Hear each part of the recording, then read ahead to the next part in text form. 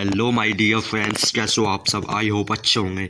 आज की वीडियो का हमारा टॉपिक है गंगा नदी के बारे में समझाऊंगा बिल्कुल बेसिक से एडवांस तक। इस वीडियो को देखने के बाद आपको किसी भी वीडियो को देखने की ज़रूरत नहीं पड़ेगी। इसी वीडियो से आपकी गंगा नदी कहाँ तक जाती है, किस किस राज्य में प्रवेश करती है, इसी से आप अपने नोट्स भी बना सकते हो। बिल्कुल बेसिक से एडवांस तक समझाऊंगा। वीडियो को देरी ना करते हैं, वीडियो को स्टार्ट करते हैं। यदि आप मेरे चैनल पर पहली बार आए हो तो वीडियो को लाइक और चैनल को सब्सक्राइब जरूर करो। हम समझते हैं आज का टॉपिक हमारा गंगा नदी कैसे आई, कहाँ से आई, कहाँ तक जाती है। तो सुनो समझो। सबसे शुरू में गंगा नदी उत्तराखंड से निकलती है। उत्तराखंड से निकल के फिर ये उत्तर प्रदेश में प्रवेश करती है।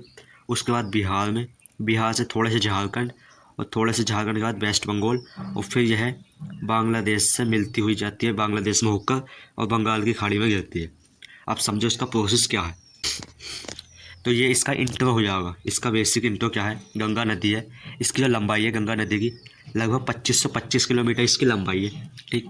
इसका उद्गम कहाँ से हुआ। ये उत्तराखंड में जो है देवप्रयाग बनता है। देवप्रयाग कैसे बनता है। एक भागीरथी नदी आती है और एक अलकनंदा। इन दोनों नदियों के मिलने से गंगा नदी का निर्माण होता है, और उसी जब ये मिलती है तो उसी कंडीशन को देवप्रयाग नाम से जानते हैं। उसके बाद ही गंगा नदी बन जाती है। ठीक। प्रमुख राज्य कौन कौन से राज्य से होकर आती है। ये उत्तराखंड से निकलती है। उत्तराखंड के बाद उत्तर प्रदेश, फिर बिहार, फिर झारखंड, और फिर वेस्ट बंगाल, और उसके सहारे होती है बांग्लादेश। यानी कि भारत के 5 राज्यों में प्रवेश करती है। ठीक। प्रमुख शहर कौन कौन से इसके किनारों पर बसे हैं। तो एक तो ऋषिकेश, उत्तराखंड में ऋषिकेश, फिर हरिद्वार, और यूपी का जो मेन है वो कानपुर हो गया, प्रयागराज, वाराणसी, और फिर बिहार के पटना, और फिर वेस्ट बंगाल हो गया, झारखंड से भी निकलती है यानी कि, और वेस्ट बंगाल के कोलकाता जैसे प्रमुख शहर इसके तट पर बसे हैं। कुछ डेल्टा बनाती है गंगा नदी। पश्चिम बंगाल और बांग्लादेश में बहते हुए जाती है जब ये, तो ये एक डेल्टा बनाती है, सुंदरबन डेल्टा, और उसी के सहारे बंगाल की खाड़ी में गिरती है। ये इसके बेसिक और ओवरव्यू के पॉइंट थे। अब बात करें कहाँ से कैसे कैसे गुजरती है, कहाँ को निकलती है, बिल्कुल बेसिक से समझाता हूँ। तो समझो, ये है गंगा नदी का बिल्कुल सटीक एक तंत्र, किस तरह से मिली हो, किस तरह से आई, कौन कौन सी सहायक नदी है इसकी। होता क्या है। एक है अलकनंदा, ये है अलकनंदा, यहाँ से अलकनंदा निकलती है। एक हिमनद पड़ता है, सतोपंथ हिमनद। हिमनद होते हैं बर्फ़ के पर्वतों को, पहाड़ों को बोलते हैं हिमनद।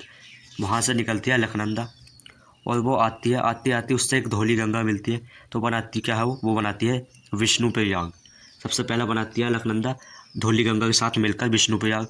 फिर आगे ही अलकनंदा नाम से जानी जाती है। आगे जाती जाती एक आती है नंदाग्नि नदी, उसके मिलने से बनाती है नंद प्रयाग। उसके बाद आगे जाती जाती फिर आ जाती है एक पिंडार नदी, उसके मिलने से बनाती है कर्ण प्रयाग। तो एक प्रयाग ये हो गया, 2 ये हो गया, तीसरा ये हो गया। उसके बाद आगे जाती जाती ये आती है एक मंदाकिनी नदी, उसके बाद बनाती है ये रुद्रप्रयाग। तो ये 4 प्रयाग बना लिए। उसके बाद भी अलकनंदा नाम से जानी जाती है। आगे आगे ये इधर से आती है गंगोत्री हिमनद से भागीरथी गंगा। भागीरथी और अलकनंदा मिलकर बनाती है देवप्रयाग। उसके बाद यह है गंगा नाम से जानी जाती है। ठीक। उसके बाद ये गंगा नाम से जानी जाएगी। फिर आगे जब ये जाती है तो यहाँ तक तो ये उत्तराखंड का ही इलाका है। फिर यहाँ से ये यूपी के बिजनौर में प्रवेश करती है। सबसे पहले प्रवेश करती है यूपी के बिजनौर में। यहाँ से आगे कुछ स्टार्ट हो जाता है यूपी। यूपी का बिजनौर है, कन्नौज है, प्रयागराज है, होती होती गाजीपुर तक लो, इधर ये यूपी है। यानी कि सबसे अधिक मात्रा में यह यूपी में प्रवेश करती है। ठीक। यूपी का बिजनौर, इधर कन्नौज, फिर प्रयागराज, गाजीपुर, और उसके बाद ये जाती है यहाँ से बिहार में। बिहार में छपरा जैसा एक प्रमुख शहर है। आगे पटना हो गया, फिर सोनपुर हो गया। इधर को निकल के जब ये जाती है तो होती होती उसके बाद ये पहुँचती है झारखंड में। इधर झारखंड है, फिर होती होती झारखंड पार करके आ जाती है ये वेस्ट बंगाल में, और उसी के बाद ये जाती है वेस्ट बंगाल से थोड़ा सा मुड़ जाती है, मुड़ कर जाती है बांग्लादेश में। तो ये इसका प्रोसेस होता है। अब बात करें कुछ इसकी सहायक नदियाँ।